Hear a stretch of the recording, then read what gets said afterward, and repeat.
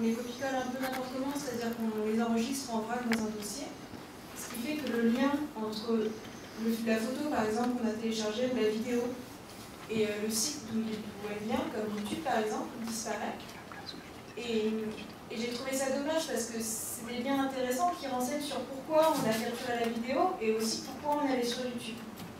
Et donc, ce projet a cherché à mettre en relation ces contenus et les sites pour construire, en les collectant, en organisant leur collecte, pour créer un nouveau visuel de notre navigation sur le web et enrichir cette navigation. Donc voici une vidéo qui explique et qui montre un début d'interface. Recul par rapport à une situation et le choix d'une option efficace. Chez les prédateurs, la recherche d'efficacité... Il arrive que quand on navigue sur le web, on éprouve le besoin de télécharger de petits contenus. On peut copier-coller un texte ou une image, ou capturer une vidéo par exemple. On peut le faire un peu au hasard ou pour une recherche précise. Ce projet rend possible d'enregistrer ces contenus sélectionnés au gré de la navigation dans un coffre créé à cet effet. Ce coffre devient alors une sorte d'historique enrichi, car il conserve les informations importantes découvertes lors de ma recherche. De plus, il les indexe selon le fil conducteur qui m'a conduit d'un site à un autre. Les contenus deviennent des petites pierres que l'on sème le long de son chemin sur la toile. On en garde donc la mémoire. Ainsi, quand je reviens sur mes pas, non seulement je visualise ce qui m'a intéressé lors de ma navigation, mais j'en retrouve également la logique. TinyThumbTomb est une application intégrée au navigateur. Elle permet de capturer des fichiers sur Internet, de les indexer selon le contexte de leur découverte, puis de les visionner. En combinant navigation et contenu, elle constitue une nouvelle forme d'historique. La capture se veut la plus simple possible. Le sélecteur s'adapte à 4 types de fichiers: capture d'écran, texte, photo et vidéo.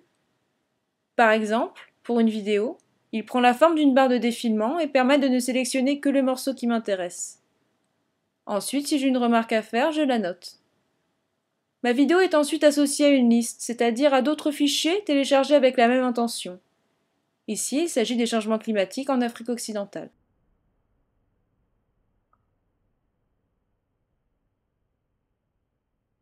J'aimerais revoir cette recherche sur le climat en Afrique. La recherche s'effectue par liste, et tous les fichiers de la liste sont classés chronologiquement.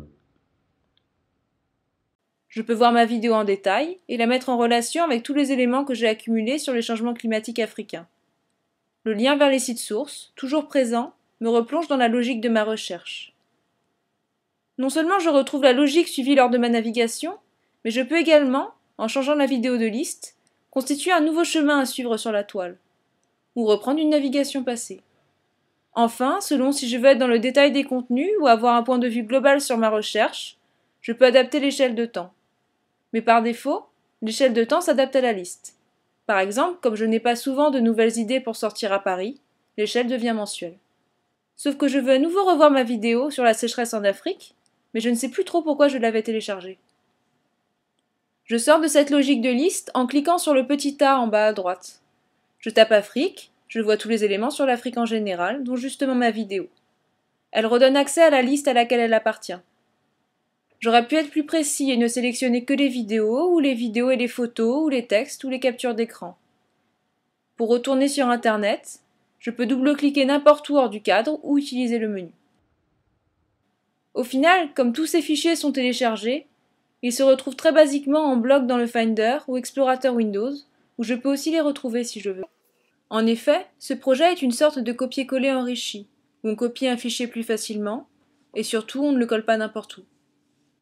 L'historique, ça se permet de se souvenir de l'adresse des sites, sauf que quand on revient sur le site, on le voit au moment de maintenant et pas au moment où on l'avait vu la première fois. Et si le site disparaît, on ne pourra plus jamais revenir sur ce site. Ce qui fait que là, en faisant un historique à base de contenu, c'est-à-dire d'éléments qui restent dans la mémoire de l'ordinateur jusqu'à que je décide de les supprimer, ça construisait un chemin sur la toile dont on pouvait se souvenir plus longtemps, et aussi un chemin plus riche puisqu'il était alimenté par ces films ou ces textes ou ces images. Et donc c'était en quelque sorte un récit de ma navigation plus que juste un souvenir. Voilà, merci.